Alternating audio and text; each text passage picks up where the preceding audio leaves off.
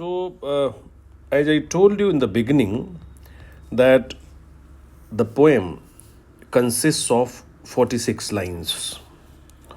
Here, before proceeding further, I would like to suggest you to watch my video on the introduction of the poem to His Coy Mistress. If you just look at the poem, you'll find out that there are 3 stanzas in the poem. Lines 1 to 20, then lines 21 to 32, and then lines 33 to 46. I would like to tell you that in my introductory lecture, in the class and also in the video lecture which has been uploaded on the channel, I told you that the poem has a particular pattern which we called syllogistic pattern. Syllogism. And here you'll find out that this first stanza, second stanza, and third stanza. Now this begins with if, then we have but, then we have therefore. So this if, but, therefore structure is basically this syllogistic structure. You'll find out this structure in this poem. Now, I also told you that here you'll find out thesis, antithesis, and synthesis. So we have these 3 stanzas: thesis, antithesis, and synthesis. So now this poem has if you just look at the setting of the poem, that what kinds of settings are there in the poem. So you'll find out that the setting is in the mind of the poet and also in the mind of the readers. Now, we have one setting, as when you read the poem, you'll find out the reference of river Ganges, that India. And then you also find out the reference of river Humber, which is in England. So the setting can be at these places. Then we have also the reference of the grave in the poem. The setting can be at this place also. Then we have morning dew, the reference of morning dew in the poem. The setting can be at this place also. The reference is also deserts of vast eternity. So these can be the settings of the poem: the river Ganges, river Humber, the grave, the morning dew, and the deserts of the vast eternity. Now, if you just, look at some important themes of the poem, that what are the major themes? As I discussed in the class, that here the most prominent theme is the theme of carpe diem. This is the most important theme in the poem, carpe diem. Carpe diem means, as I explained, seize the day, pluck the day, eat, drink, and be merry. The philosophy, the hedonistic philosophy.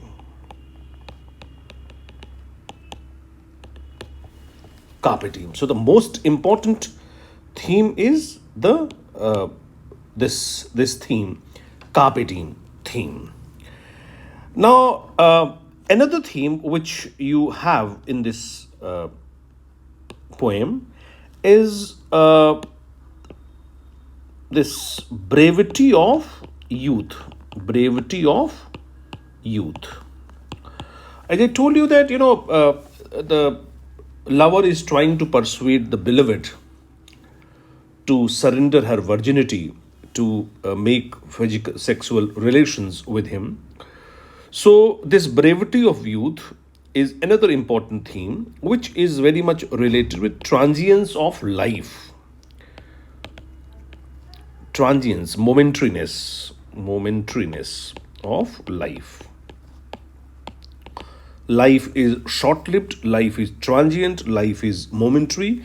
So, we should make use of life at every step.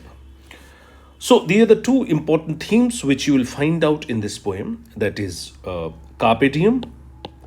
I have explained in full detail what carpe diem means. And then we have this theme, brevity of youth. Youth is, life is transient, life is momentary. Now, the before I come to the poem, the text, I wanted to tell you these important points so you can better understand the text. Now, these are the first 20 lines of the poem, which is a pattern of if, the first stanza. Had we but world enough and time, this quietness lady were no crime. Had we, just like, if we had. How does the lover try to persuade the beloved, the mistress?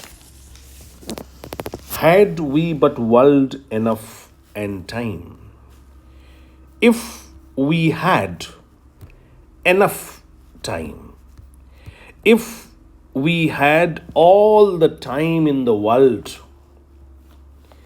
had we but world enough and time means had we had, or if we had world enough and time, this quietness, modesty, shyness, bashfulness, this quietness which you are showing would not have been crime. I did not mind, or it would not have been a problem for me. I am proposing you, I am persuading you, and you are reluctant. You don't respond. So, if we had plenty of time, if we had world enough in time, this kind of bashfulness, this kind of shyness which you show would not have been a kind of crime. It would not have been any kind of problem for me. Now we would sit down and think which way to walk. We would sit together and decide how to spend the time. Because we were having plenty of time. We had no problem related to the time and space. So we would have spent it in a very leisurely manner. So we would sit together and decide how to, spend the time, which way to walk, which way we should walk. And pass our long love's day. And that way we would have passed our long love's day. I had not any kind of problem, and it would not have been any kind of crime. You used to spend the time whatever way you wanted to do that. Thou by the Indian Ganges side shouldst rubies find. Ruby, a precious stone, gem. You would have sat on the bank of the river Ganges, and I would have sat at the bank of the river Humber. Humber, as I told you, is a river in England. I would have sat the bank of the river, Humber. I would love you 10 years before the flood.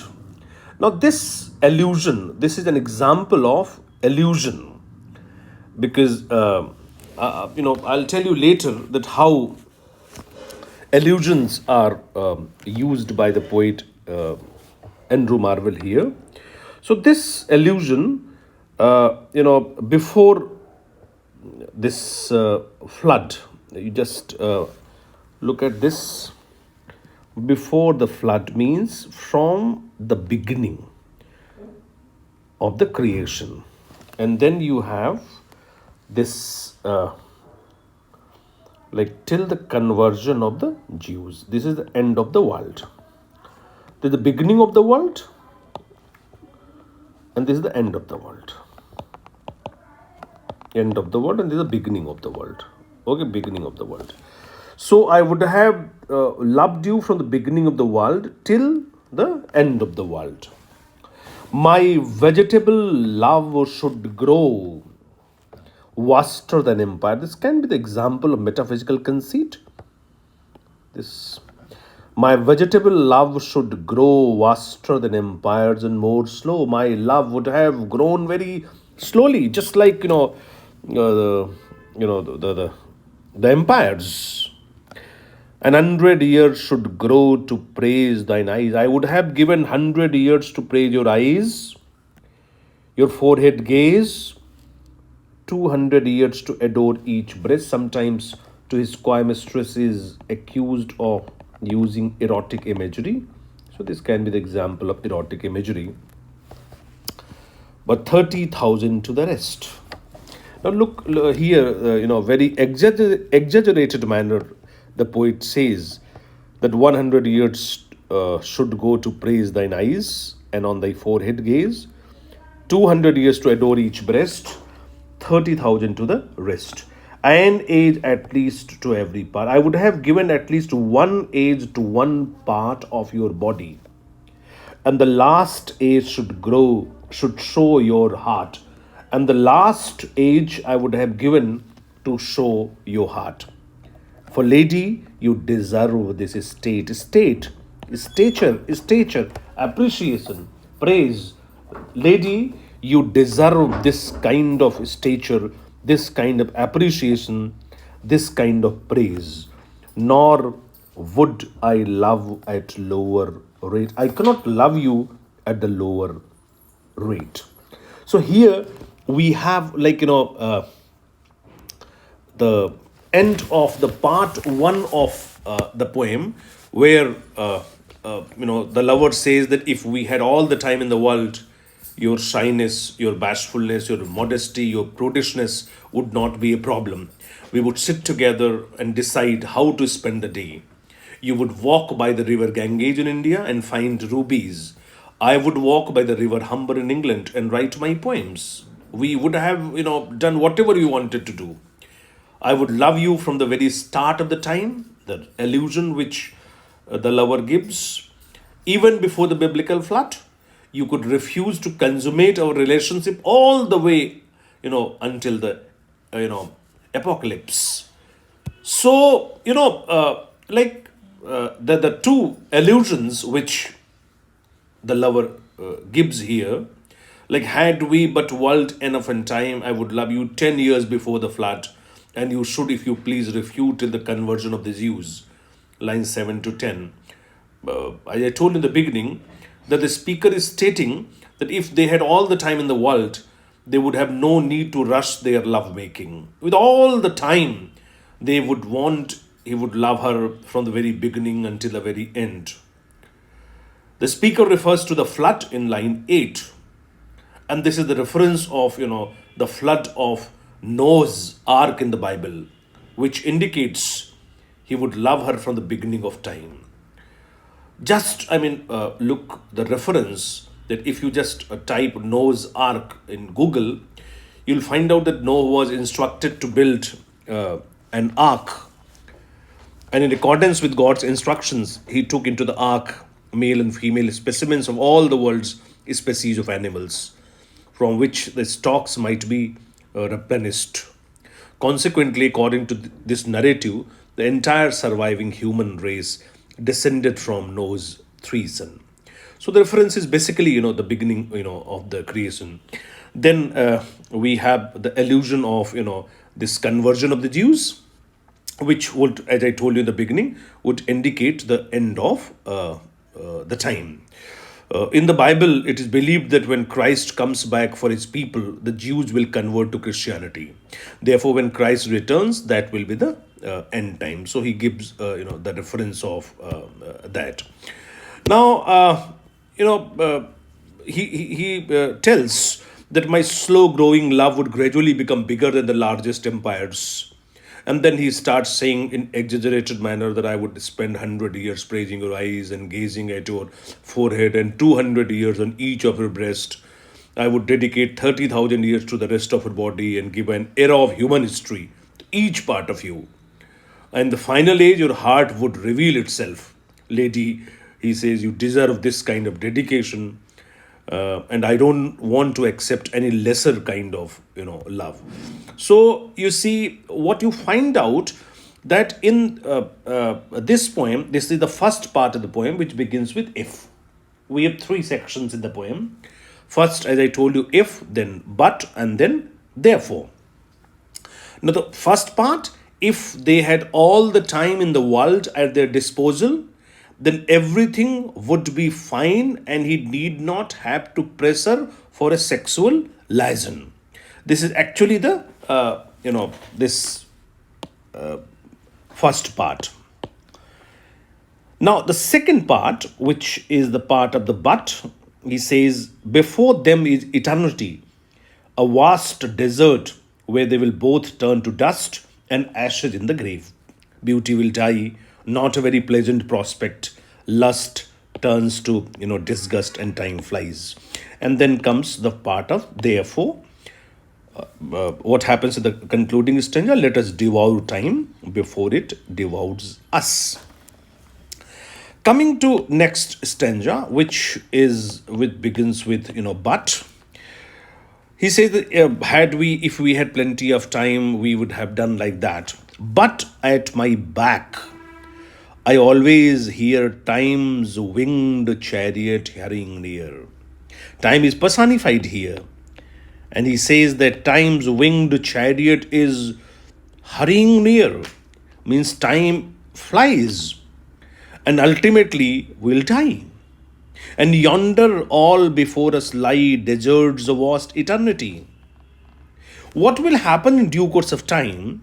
Thy beauty shall no more be found. As I told you in the beginning, that the theme of the poem is also the brevity of youth, transience of life. That you will not remain as beautiful as you are at present, because due to this brevity of youth. Thy beauty shall no more be found, nor in thy marble what. Look at the use of the phraseology by Marvell. Marvell marvelously uses phrases. Marble vault is for grave. In thy marble vault shall sound my echoing song. You will not be able to hear my song in your grave when you die. And when you die, when you lie in your grave, then what will happen? Worms shall try that long preserved virginity. What about your virginity? You're not surrendering your virginity to me. You're trying to maintain it. But in the grave, worms will try and worms will outrage your virginity. You will not remain a virgin. You will be attacked rather by worms in the grave. And your quaint honor turn to dust. And your honor will turn to dust, and into ashes all my lust. Lust will turn to dust and later to disgust. So, he says in the concluding last two lines, the grave is a fine and private place, but none I think do there embrace. I know that grave is a very fine and private place, but I think nobody embraces there. So, a kind of in a persuasive tone, he says, that accept my proposal. Now, sometimes it happens that in the poem, the theme of death actually dominates the theme of, love. So this again becomes sometimes, a drawback of the, the mood, becomes somber because it talks about, death and all. Now, if we come to the last stanza, that is the third stanza, which is a part of therefore. Now, therefore, while the youthful hue sits on thy skin like morning dew, beautiful use of simile here. While the youthful hue sits on thy skin like morning dew, while your beauty sits right at the surface of your skin, and every pore of your body exudes erotic passion, let us have sex while we can. Let us make love while we can. Now let us sport us while we may. And now, like amorous birds of prey, rather at once our time devour than languish in his slow, chabbed power. Let us devour time like love-sick birds of prey, instead of lying about letting time eat away of us. Let us put together, he says, let us roll all our strength and all our sweetness up into one ball and tear our pleasures with rough strife through the iron gates of life. Thus, though we cannot make our, thus we cannot make our sun stand still, yet we will make him run. He said, let us put together our strength and our sweetness and use it as a weapon against the iron gates of life. We may not be able to defeat time in this way, but at least we can make it work hard to take us. He says, we cannot make our sun stand still, yet we can make him run. So this is my kind of humble request to you to accept my, proposal and make the relations. What you'll find out in the final stanza, that the speaker, shifts away from first person singular pronoun and instead, begins utilizing first person plural pronoun. And the shift away from thy and I to us and our symbolizes the union between the speaker and his mistress. This you will, I think, find out that we have the metaphorical, union as has been described here. You'll find out the beautiful use of imagery also here in the poem. And if you look at the imagery, for example, thou by the Indian Ganges, time's winged chariot, deserts of vast eternity, you have these lines in the poem. And then worm shall try that long preserved virginity. We have all these lines which are the beautiful examples of imagery. We have also the use of consonants in the poem. If you just see, the sound L in while thy willing soul transpires, we have the consonants, and I suggest you to watch the video on figures of speech, which I have uploaded for your convenience. We have the use of metaphor also in the poem. These are all poetic devices, figurative devices used by the poet.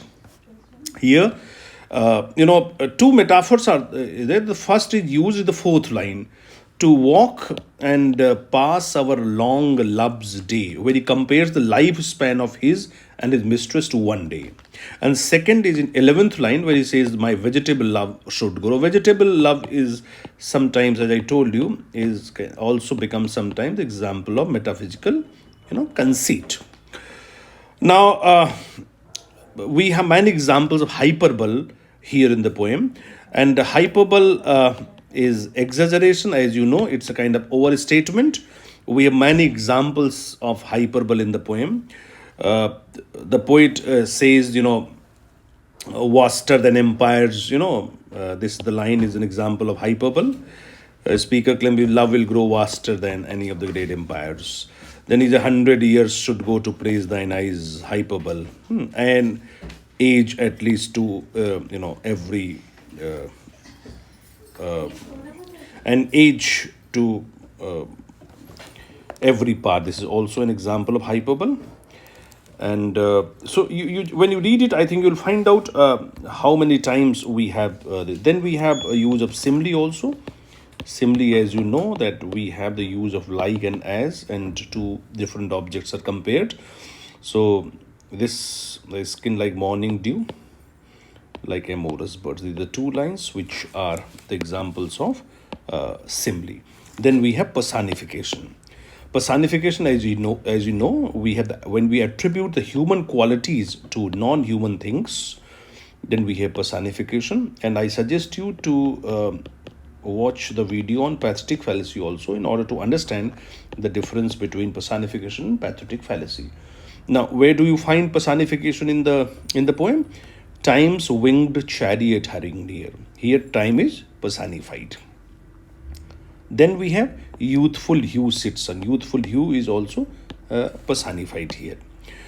Now we have the use of acknowledgment here, and acknowledgment sometimes you have you will find out in sonnets also. It refers to the continuation of a sentence without the pause.